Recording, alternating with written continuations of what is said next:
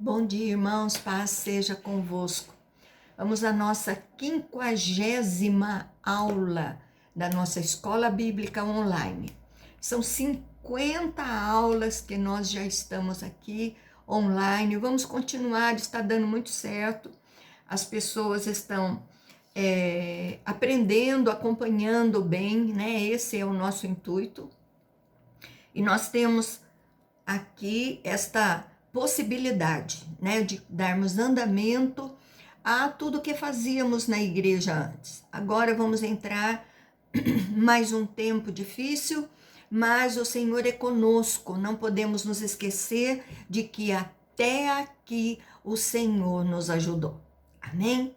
Então, aula passada, nós estamos estudando o Evangelho de João, estamos no capítulo 16, e na aula passada nós falamos sobre a morte de Jesus, né? Ele falando aos discípulos, ele falando da videira verdadeira, né? Aquelas que estão ligados ali, os ramos ligados ao tronco.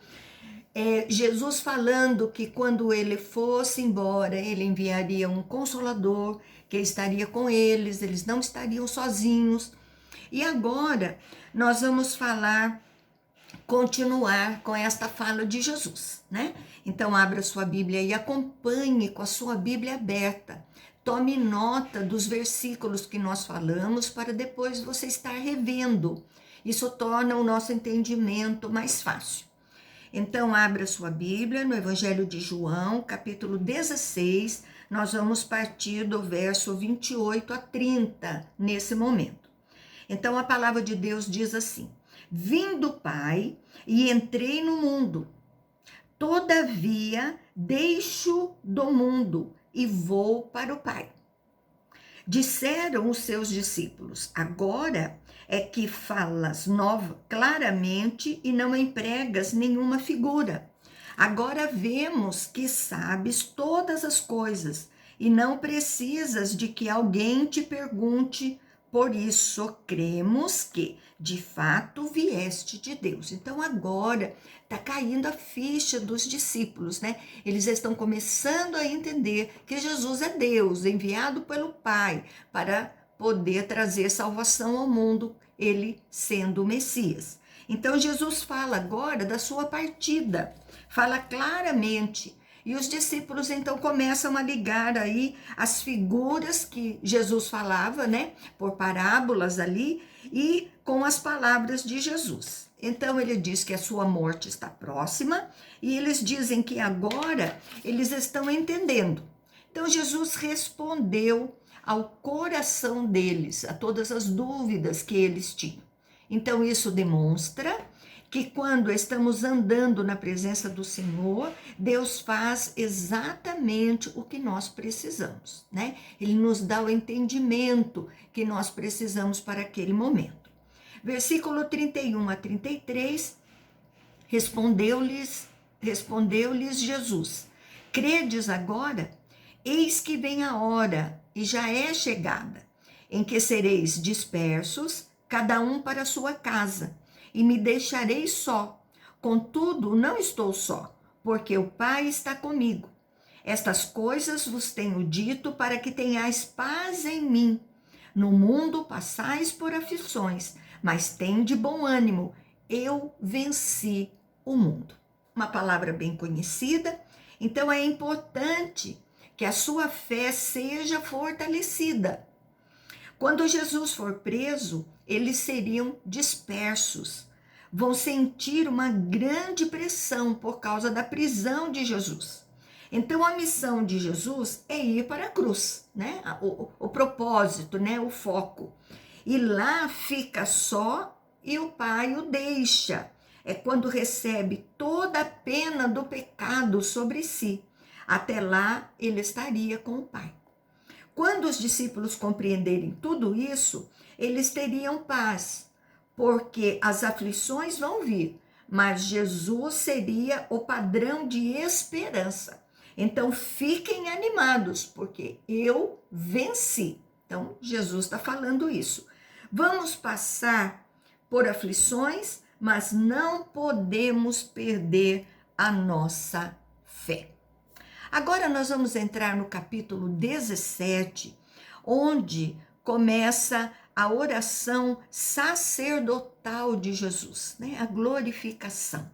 Então, no capítulo 17, versículos 1 e 2, a palavra de Deus diz: Tendo Jesus falado estas coisas, levantou os olhos aos céus e disse: Pai, é chegada a hora.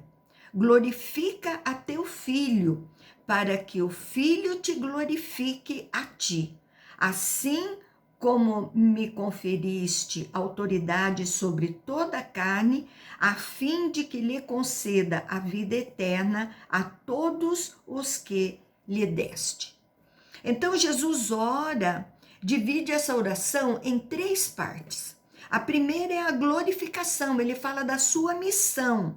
Ele levanta os olhos para o céu, era a forma peculiar dos judeus orarem olhando para o céu. E Jesus ora olhando para o céu, ele ora a Deus. Ele foca a glória de Deus. E cumprindo a sua missão, ele coloca a honra do Pai em primeiro lugar. Jesus busca a força no Pai para finalizar a sua missão. É a parte mais difícil, que é o sofrimento, né, de Jesus na cruz. E o foco principal em tudo deve ser para a glória de Deus Pai. Lindo, né? Uma situação, um momento tão difícil de Jesus, e ele dá glória a Deus, o nome do Pai em primeiro lugar. É muito lindo isso. Agora, versículo 3, a vida eterna é essa, que te conheçam a ti, o único Deus verdadeiro, e a Jesus Cristo, a quem enviaste. Então, os discípulos devem estar ouvindo esta oração de Jesus. Ela é ao mesmo tempo feita a Deus e também uma mensagem trazida para os discípulos. A vida eterna acontece em nossa vida quando conhecemos verdadeiramente a Deus e a Jesus. E essa é a salvação para a vida eterna. Conhecer a Deus, andar com Deus, ter fé em Deus, né?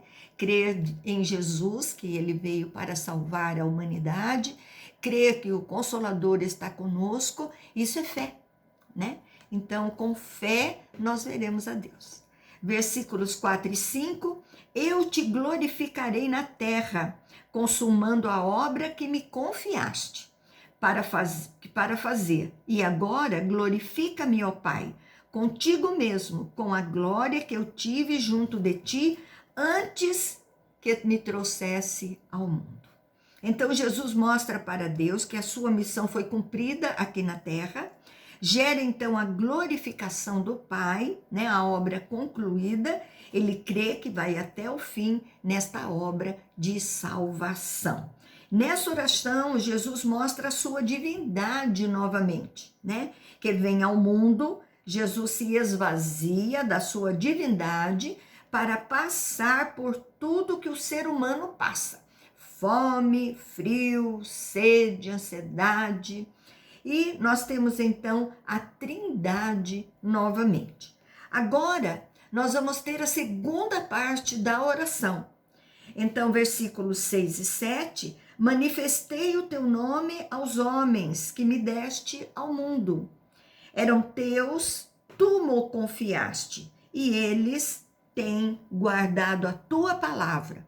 Agora eles reconhecem que todas as coisas que me tens dado provêm de ti. Então, a primeira fase, ele fala da sua glorificação. Agora, na segunda fala, ele vai falar do cuidado de Jesus com os discípulos. Ele coloca sempre a obra da salvação nas mãos do Pai, pela graça. Então, essas pessoas são os discípulos de Cristo. Outras pessoas que serviam ao Senhor. Eles estavam com fé suficiente para crer e glorificar ao Pai. Então não eram perfeitos, mas creram. Foram retirados do mundo incrédulo e creram na palavra da verdade.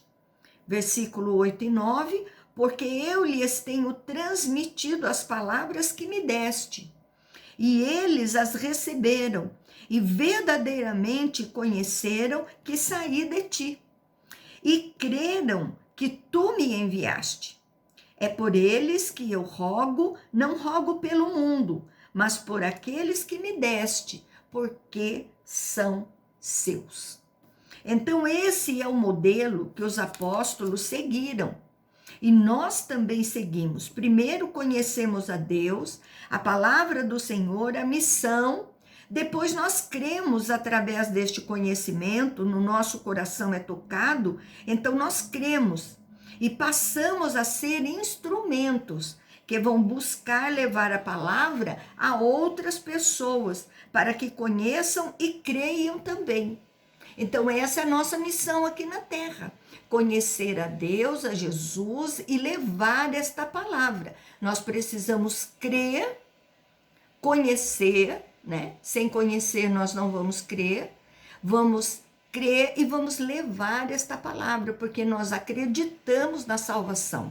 Nós acreditamos na vida eterna pela nossa fé. Então Jesus busca a bênção para os discípulos também. Quando ele fala do mundo, ele está falando dos incrédulos. Aqui ele faz a oração pelos discípulos. Agora os discípulos vão para o mundo levar esta gloriosa palavra a todos. Então, verso 10 e 11, ora, todas as minhas coisas são tuas, e as tuas coisas são minhas, e neles eu sou glorificado. Já não estou neste mundo, mas eles continuam no mundo, ao passo que eu vou para junto de ti. Pai Santo, guarda-os em teu nome, que me deste para que eles sejam um, assim como nós. Olha que lindo! Jesus e o Pai compartilham as mesmas coisas. Então Jesus glorifica a Deus e os discípulos glorificado a Jesus e consequentemente a Deus. Então é um modelo, né? Jesus e Deus, Jesus e os discípulos. Jesus aqui diz que não está no mundo, porque considera a sua missão como feita, como cumprida. Agora é só morrer na cruz do Calvário. Jesus pede proteção aos discípulos contra a oposição do mundo e busca a união, comparando Jesus com o Pai. Nós hoje precisamos da união também de uns com os outros aqui neste mundo. Versículo 12 e 13, quando eu estava com eles, guardava-os no teu nome, que me deste e protegi-os, e nenhum deles se perdeu, exceto o filho da perdição, para que se cumprisse a escritura. Mas agora vou para junto de ti. E isto falo no mundo, para que lhes tenham o meu gozo completo em si mesmos. Então, Jesus está pensando no tempo da sua morte, quando eu estava, né? Filho da perdição, ele está falando de Judas. E para que se cumprisse a escritura, ele fala do Salmo 41, 9. Quando os discípulos estiverem em dificuldades, eles iriam lembrar de todas essas profecias, iriam lembrar desta oração. E seria um impulso para a alegria de ver a palavra cumprida. A alegria do seguidor de Cristo é ver a sua palavra cumprida. Então, mesmo que ele resulte perseguição, dores, tribulação, mas ele tem a alegria, porque ele está vendo que a palavra está sendo cumprida, que ele está no caminho certo. Então, versículo 14 e 16 diz, eu lhes tenho dado a tua palavra, e o mundo os odiou, porque eles não são do mundo, como também eu não sou. Não peço que os tires do mundo, e sim que os guardes do mal. Eles não são do mundo, como também eu não sou. Então Jesus deu a palavra aos discípulos, eles recebem o mesmo que Cristo recebeu, o ódio do mundo.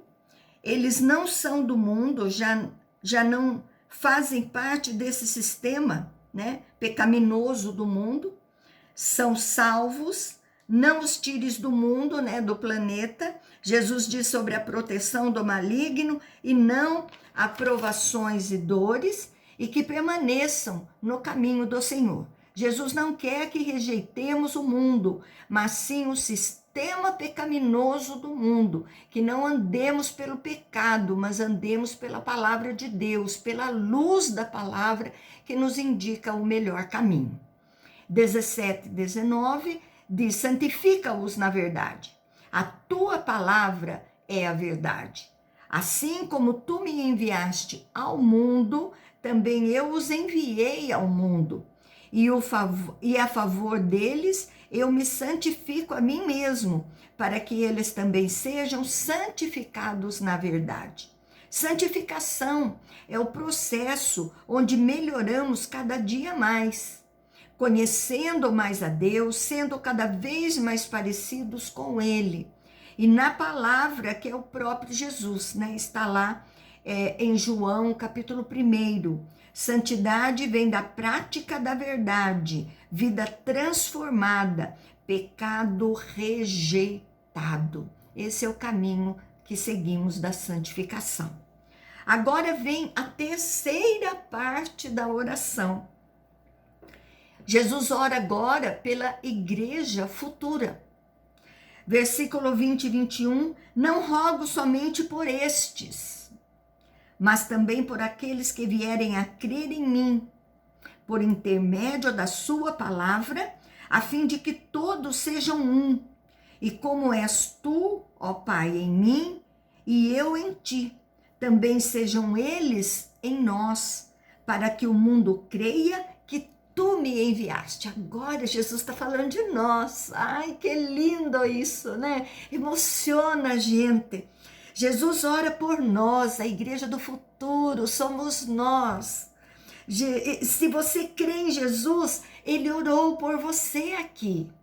Jesus trabalha novamente na unidade. Olha, nós estamos separados por esta pandemia, muitos não estão indo à igreja com medo, mas nós estamos transmitindo, né, online aí para você todos os cultos, a escola bíblica, nós temos devocional todos os dias, nós temos sempre uma palavra de ânimo, uma palavra de conforto, de consolo para você. Perdemos tantas pessoas esta semana, pessoas queridas, conhecidas, familiares de muitos, né?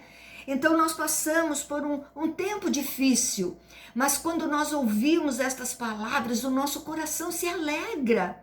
E por isso nós temos que estar unidos, né? No mesmo propósito, de estarmos juntos, orando uns pelos outros, de aí acreditarmos verdadeiramente que o Senhor é conosco, Ele está ao nosso lado, está junto de nós, tem um propósito para tudo isso.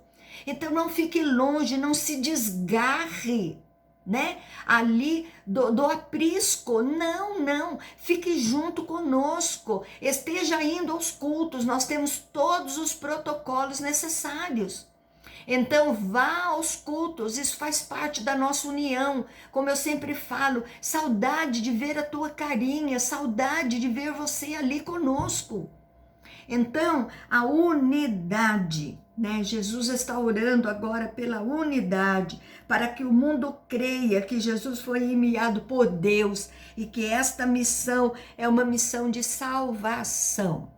Versículos 22 e 23 diz: eu lhes tenho transmitido a glória que me tens dado, para que sejam um, como nós o somos, eu neles e tu em mim, a fim de que sejam aperfeiçoados na unidade, para que o mundo conheça que tu me enviaste e os amaste, como também amaste a mim.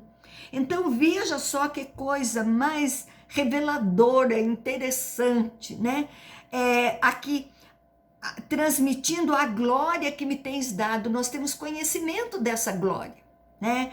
Então, para que nós sejamos aperfeiçoados na unidade. Não é sozinho, é na unidade.